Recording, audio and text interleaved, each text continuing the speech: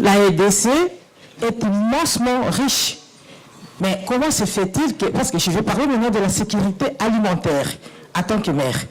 Ce n'est pas à nous qu'il faut poser la question. Vous avez parlé de quelque chose comme ça au début, mais moi la question, je la pose à mon frère, monsieur le ministre. Pourquoi? C'est pas lui de répondre, parce qu'il représente... Il a répondu, madame, il a dit que si toutes vos terres cultivables étaient cultivées, normalement, on pourrait nourrir non seulement toute l'Afrique, mais toute l'Amérique. Merci. Je commence d'abord par, assez brièvement, de dire à ma sœur que vous avez parfaitement raison. C'est depuis des décennies que nous avons crié à haute voix chez nous, Urbi et Orbi, agriculture, priorité des priorités. Moi, j'étais encore adolescent sur l'époque de Mobutu. Mais c'est vrai, c'est bien de dire cela, mais le développement de l'agriculture passe par les investissements. Si on n'investit pas dans le secteur de l'agriculture, on va faire 1000 ans.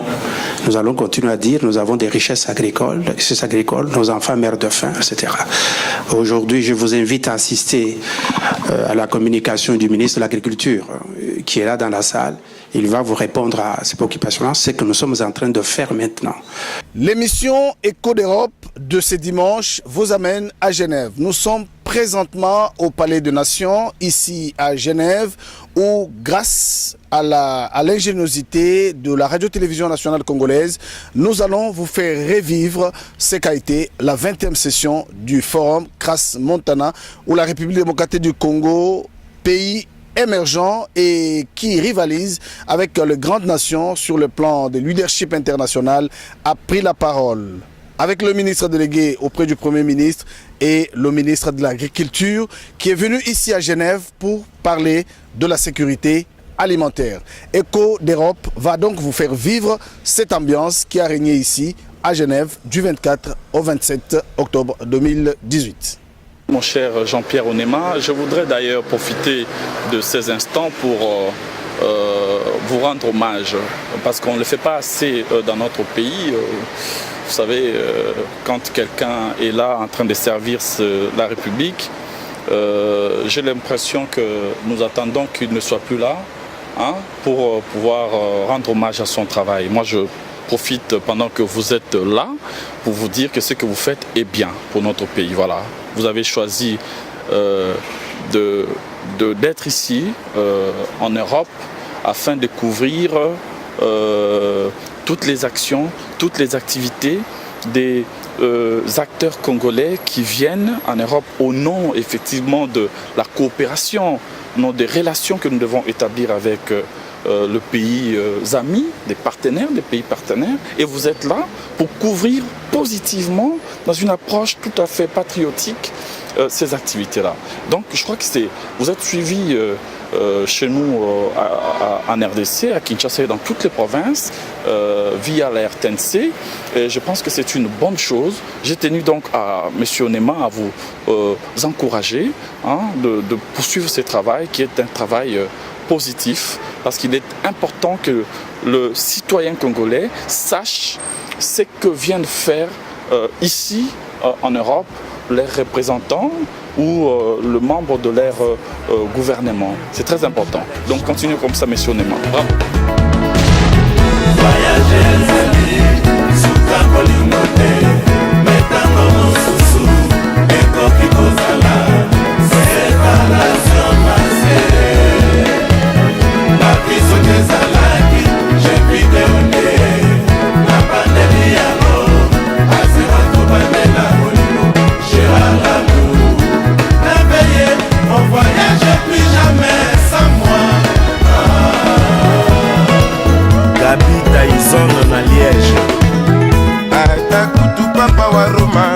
bayambaka yeboye tendenge bisoto ya mbio mukulu papa ata kutu Fidel Castro baselaka yeboye tendenge bisoto selio papa na Daïda Jean-Marie Moulele Momo Sambu Jean-Paul Ponze Kisasa Moïse Bonda Desire Mimbenga Timo Mukena Eric Tola Ale Makela Pachino Kama Diabe Ponze Andonindo Ameramida Souverain Binada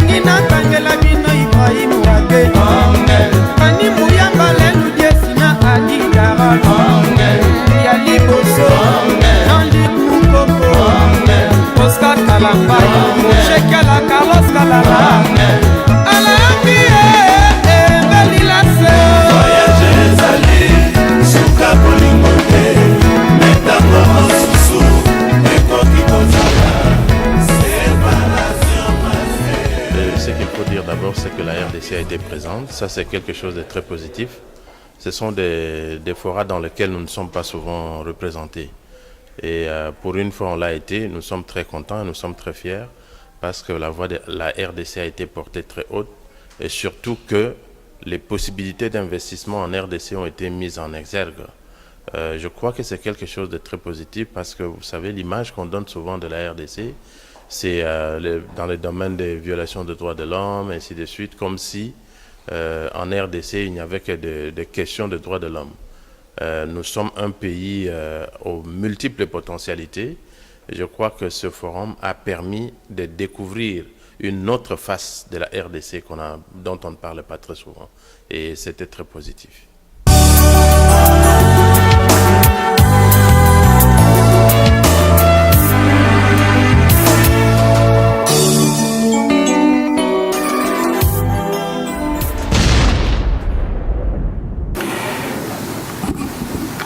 Merci beaucoup, Monsieur le Président Carteron.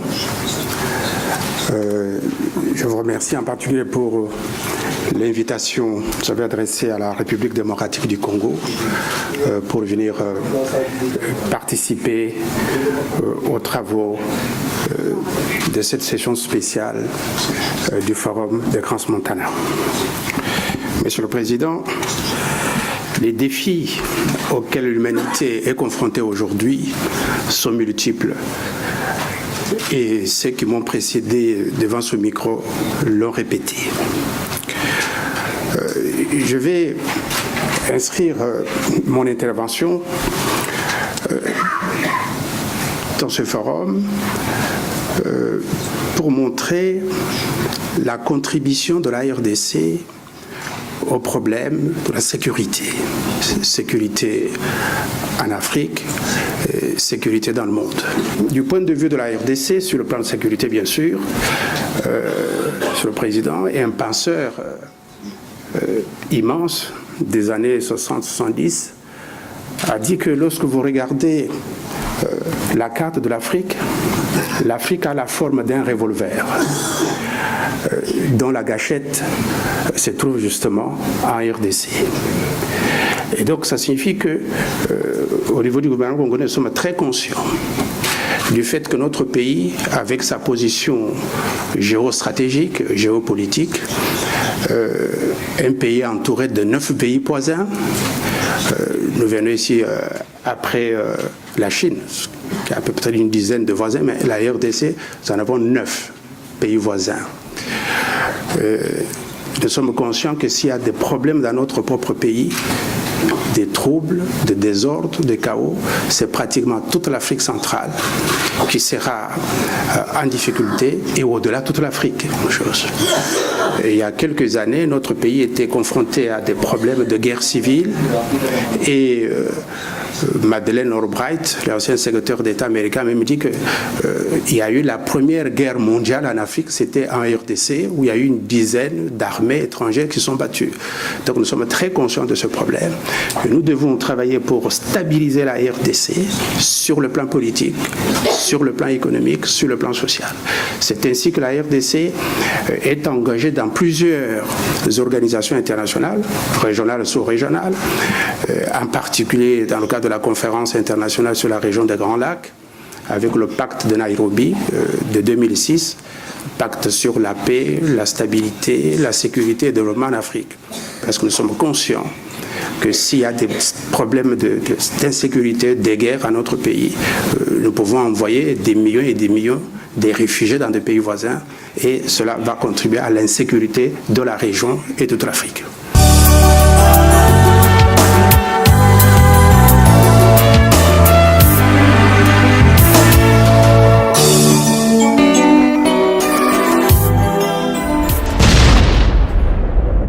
Parfaitement, la voix de la RDC a été entendue, comme M. l'ambassadeur vient de le dire.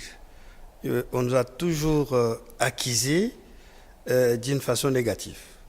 Mais aujourd'hui, nous sommes venus pour faire voir, entendre notre voix, pour leur dire que non, la RDC est sur la voie du développement.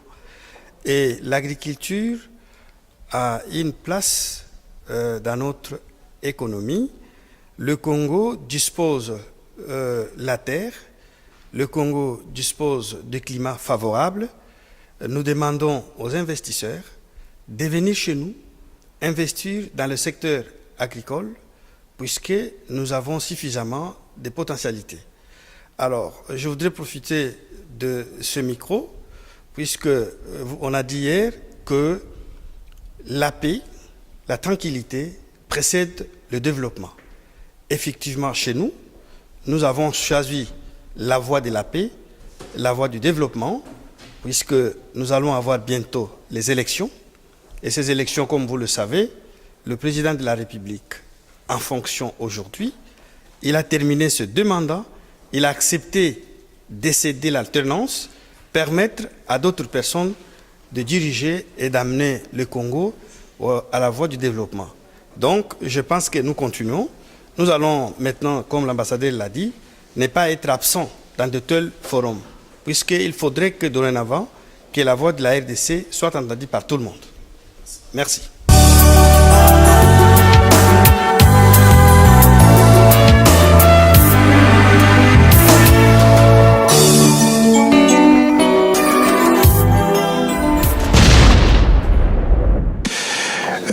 En ce qui concerne vos préoccupations pour l'environnement, moi-même je suis professeur de droit de l'environnement, j'enseigne à l'université, je suis passionné par cette question de l'environnement. Sur le plan international, il y a un principe, un concept de responsabilité commune mais différenciée. Nous sommes parfaitement conscients que ce sont les pays riches qui ont pollué la planète depuis le XVIIIe siècle, n'est-ce pas, et que les pays pauvres n'ont pas pollué la planète. Mais c'est pour cela qu'on a, par ce principe, dans le cadre de la Convention des Nations Unies sur le changement climatique et surtout avec l'accord de Paris, on a donné beaucoup plus de responsabilités aux pays brusques en disant ce sont ceux qui ont pollué le plus qui doivent payer le plus justement pour que notre planète devienne une planète propre. Et donc vous avez parfaitement raison, c'est un combat qu'on continue à mener. On a promis 100 milliards de dollars par an, mais ça ne vient toujours pas, mais on continue le combat. S'agissant de Premier ministre Kofi Gansah, mais vous savez ce qui se passe en Côte d'Ivoire, nous suivons la situation en Côte d'Ivoire, tout ce qui se passe là-bas, c'est comme si ça se passait à Kinshasa, particulièrement avec le combat du Front populaire ivoirien. Sachez qu'on vous suit tous les jours pour la démocratie. Vous avez parfaitement raison. Moi, j'appartiens à l'école de ceux qui pensent que le développement politique précède le développement économique. Donc, je suis tout à fait d'accord avec vous. Et donc, s'il y a l'instabilité, s'il y a le désordre politique, cela va avoir un impact négatif sur tous les projets de développement. C'est la raison pour laquelle aujourd'hui, le président de la République, Joseph Kabila, a pris une décision extraordinaire en Afrique centrale. Dans tous les autres pays voisins, RDC, les gens ont tripoté la Constitution pour s'éterniser au pouvoir. Mais lui, à 47 ans, il a dit « Je dois me retirer, je dois veiller à la gouvernance politique de mon pays, je ne veux pas créer le désordre, etc. Je fais mon temps, je pars et je laisse le pays faire les choses. » Voyez-vous? Et donc, c'est essayer de résoudre ce problème de la gouvernance politique, n'est-ce pas? Parce que tant que nous n'aurons pas de bons dirigeants en Afrique, eh bien, l'Afrique va continuer à se porter mal. Nous avons besoin de produire des bons dirigeants qui vont prendre des bonnes décisions et au moment où il faut les prendre. C'est par là que nous allons essayer de développer l'Afrique. Donc, le développement politique, vous avez raison, pour moi, précède le développement économique. Merci.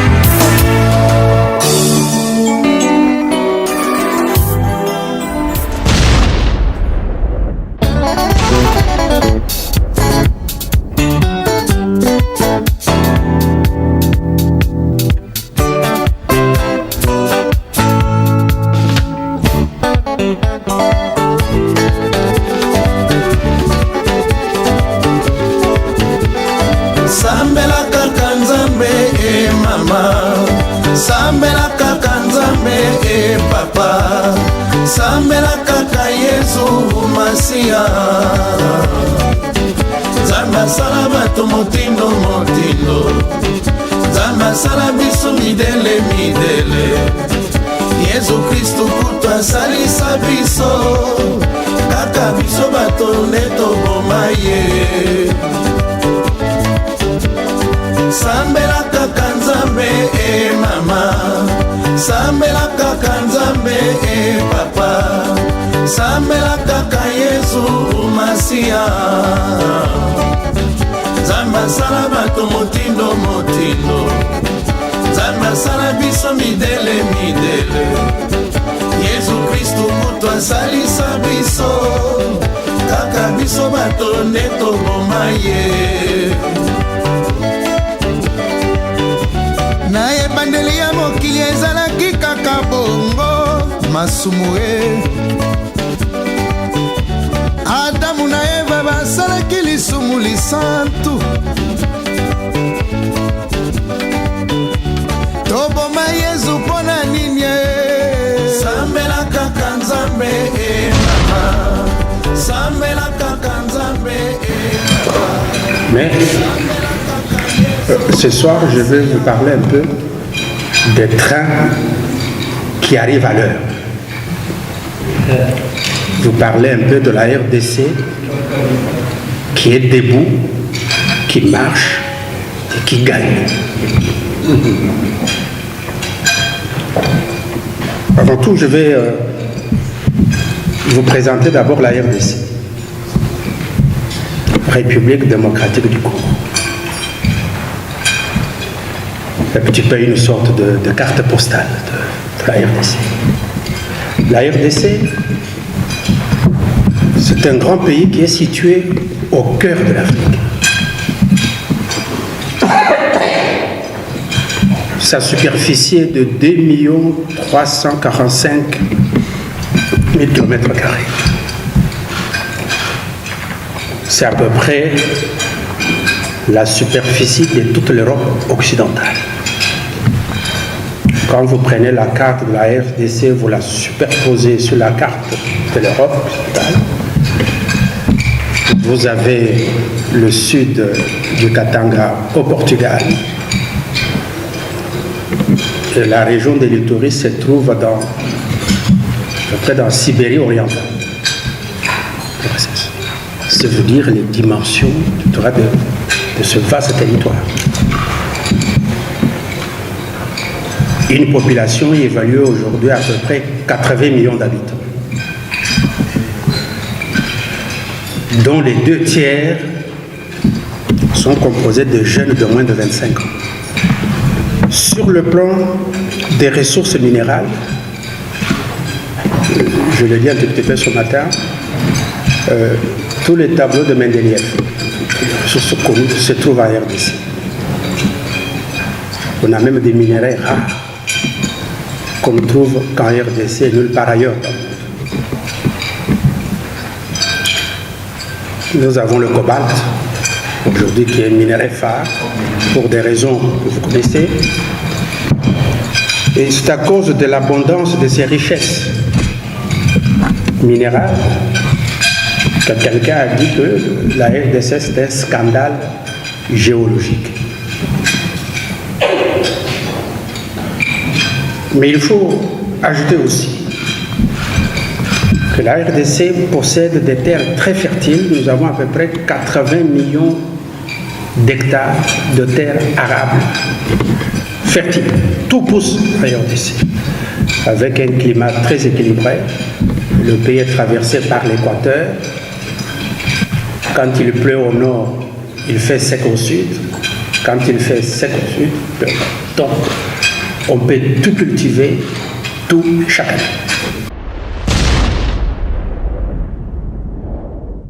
Oui, le message essentiel, c'était de montrer qu'indépendamment de tout ce qu'on raconte, eh bien, il y a une RDC qui est debout,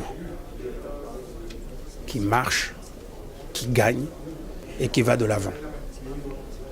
Parce que quand on parle de la RDC à l'extérieur, on voit Kamwina Sapou avec quelques massacres à l'est du pays. Tout ça, ce n'est pas bon. Des rumeurs sur les élections, on est dans la politique, etc. Mais il y a une RDC qui est concentrée, qui travaille pour l'avenir. Et nous avons des projets importants. Et donc nous voulons venir ici, c'est pour faire connaître, parce que quand on fait la politique, il faut faire connaître ce qu'on fait et faire connaître ce qu'on décide. Parce qu'on travaille pour l'intérêt général. Nous avons voulu profiter de ce forum pour dire ce que la RDC fait aujourd'hui, ce que la RDC décide aujourd'hui pour l'avenir. Nous avons des grands projets dans le domaine de l'agriculture parce que nous sommes déterminés aujourd'hui à diversifier notre économie. Nous avons une économie basée sur les matières premières, sur les mines, les minéraux, le cobalt, etc. Et nous dépendons beaucoup plus du marché international. Quand ça monte, les prix montent, ok, ça va, on a un peu de recettes. Mais quand ça commence à se casser le nez, et puis comme les pays pétroliers viennent traverser une période très difficile, nous avons des problèmes. Maintenant, il faut diversifier notre économie. C'est ainsi que le ministre de l'Agriculture, qui est ici, va faire une bonne communication pour montrer ce qu'on fait aujourd'hui pour l'agriculture congolaise. On a fait des décennies en criant priorité des priorités, l'agriculture, etc. Mais concrètement, il n'y avait rien. Mais maintenant, il y a une démarche volontariste, déterminée, pour faire mieux qu'avant. Dans le domaine de la sécurité alimentaire, mais il y a aussi, comme je le dis, dans le domaine de l'environnement. Nous avons une richesse extraordinaire qu'il faut mettre en valeur pour rapporter des ressources au pays.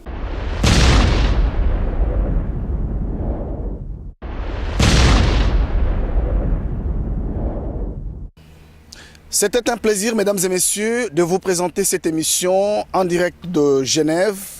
Grâce à l'équipe technique dirigée par Jean-Pierre Onema et le grand caméraman ici en Europe, Prosper Simba, nous disons merci au directeur général de la Radio-Télévision nationale congolaise, Ernest Kabila, qui grâce à lui, aujourd'hui, la Radio-Télévision nationale congolaise a un bureau ici, au Palais des Nations, au siège du droit de l'homme, ici à Genève.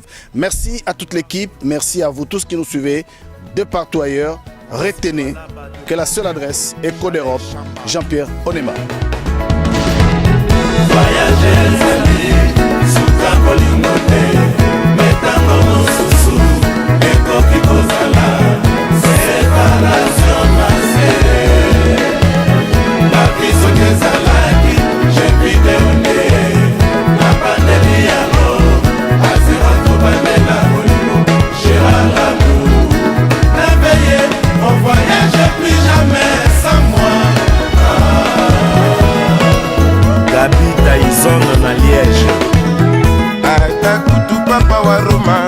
bayambaka yeboye ndenge biso toyambi yo mukulu papa ata kutu Fidel Castro baselaka yeboye ndenge biso toseli yo papa na Daïda Jean-Marie Moulele Momo Sambu Jean-Paul Ponze Kisasa Moïse Bonda Desire Mimbenga Timo Mukena Eric Tola Ale Makela Pachino Kamba Diabe Ponze Andonindo Amera Mita Souverain Binadama Clément Rangandu Olivier Pelé Machadungu Bawili Likai Amour à distance Marandi Mokola Sinzedi Nalana Kiyo Marteli Kombe Pope Shaumba Babinga Moudidi Ekunga Yebisa Ededangi Luison Polongo Oh Nakole Lao Bernard Makonga Bukule Rondela